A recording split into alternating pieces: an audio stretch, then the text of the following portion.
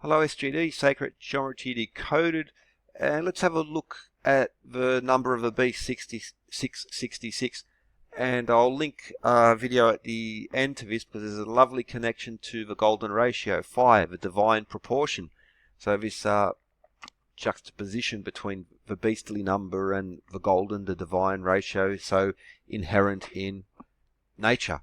So number of, well, in architecture you'll find it. Now, for instance, the Washington Monument, 555 feet high by plan, which is 6,660 inches. Recently, the Washington Monument lost some height. Now, that's not because the building shifted, that's because the way of measuring the height of a building changed. So rather than from the ground or the floor, what most would assume the floor, now the new standard, at least in America, for measuring buildings is from the first step. So it's like the floor level of the interior rather than the ground level on the exterior of the building. So if you do a search, you won't find 550 feet anymore. It's lost a little bit. But the base of the Washington Monument, 55 feet or 666 inches. The Freedom Tower, the new to replace the World Trade Centers, Twin Towers, which themselves were hermetic design exactly on the numbers which leads to it. But anyway, 1776 feet, said to be because of the year 1776. But that just happens to be 6,660 Doric palm or 66,600 ionic grains. Doric column, the ionic column, ancient units of measurement, also very important in still, well, Freemasons. Now, Norman Foster, anything that Norman Foster touches is exquisitely hermetic, so many layers of or measurement symbols connected within them. But for instance, 30 Mary Axe Street in London, the city of London, that's 592 feet or 1776 hands or 6,660 Doric inches. Once again, these ancient scales of measurement and these in-the-know architects who get and sculptors who get the prime commissions and in the centers of power in the big buildings, continually they do this. And what we find again, 666. Now, I did a while back Aldar HQ, all by the number, so 360 feet high. You get all the other lovely numbers connected, and it just happens to have 666,000 square feet of floor space. And again, resplendent with this knowledge. Now, for instance, another thing about Aldar HQ, so if you see there, well, it's hard to, okay, from the side it's very slim. It's the only circular high-rise building in the world. Very unusual. Now, this is also very dangerous because this is a big sail. If the wind blows on this, it's going to push it over. So they wanted to create a circular building, but how to do it? Now, you might also notice, you have the vesica, equilateral triangle, so the hexagon plan going on in there. But how did they use sacred geometry to find the perfect proportions structurally to make this building structurally safe?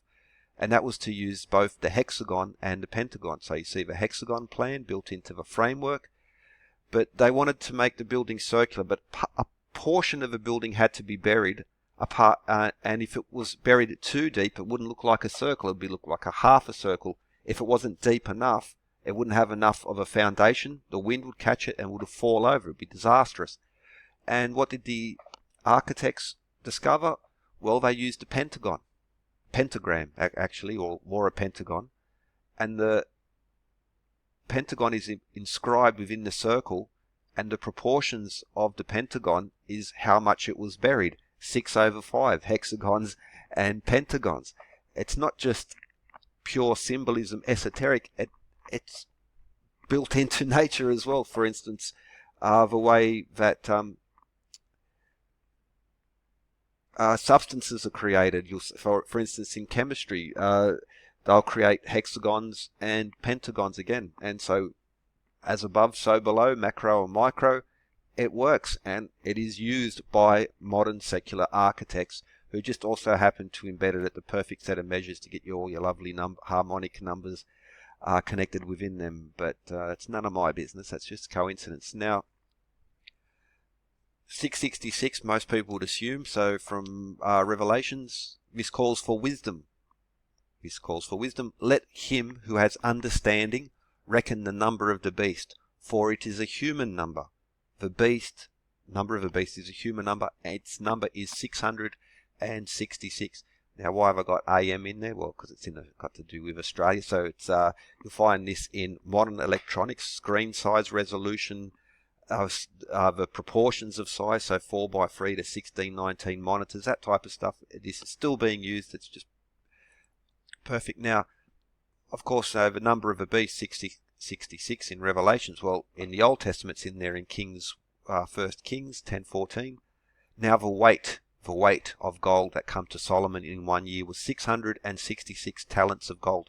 This year happened to be, by most accounting, the year after the Queen Sheba left, and that has to do with, so the Ark of the Covenant was in the Holy of Holies in the temple, and then it just disappears. It's not where it went, no one, it's the Holy of Holies, the most sacred artifact, and then it just vanishes, never to be mentioned again.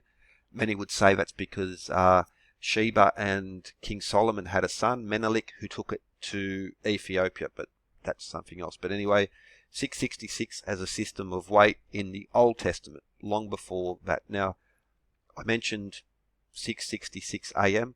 Our AM radio, even our FM radio, is all on harmonics here in Australia, but it's on a 9 hertz kilohertz separation, so all your lovely numbers are embedded into the radio stations here in Australia, including 666, which brings us to Canberra. Canberra is a geometric city. It's an esoteric city. It's the equivalent of Washington, D.C. for us in Australia. Okay, it's a little bit out of screen. Walter and Marion Burley Griffin, both from Chicago. She was the first licensed female architect in America. What they did in the plan of Canberra was include flora. Plants and animals were designed into the street plan of Canberra. That was open, sort of secret. That was part of their proposal. And for instance, you'll see the owl there now on Northbourne Avenue. What we have is a radio station, Canberra AM 666. Right next to it is the Pavilion Hotel. Now, a few years back, the Pavilion Hotel changed, so that's the old logo, it changed its logo. It was a compass and square, but next to the Pavilion Hotel is Canberra 666 AM on the radio dial, which brings us to Pythagorean theorem, great book Hidden Harmonies by the Kaplans, like a history of Pythagorean theorem proofs going back in time, but they mention Johannes Faulhaber and spatial generalization of a Pythagorean theorem, but saw how it would lead him to a deeper understanding of 666, which he already knew was divine rather than diabolic. And, well, what's going on in there? Pythagorean theorem. Now, is one of these, you just, well, it's all in there if you want to go a little bit deeper, but how does this connect to Pythagorean theorem again and the 3-4-5 triangle?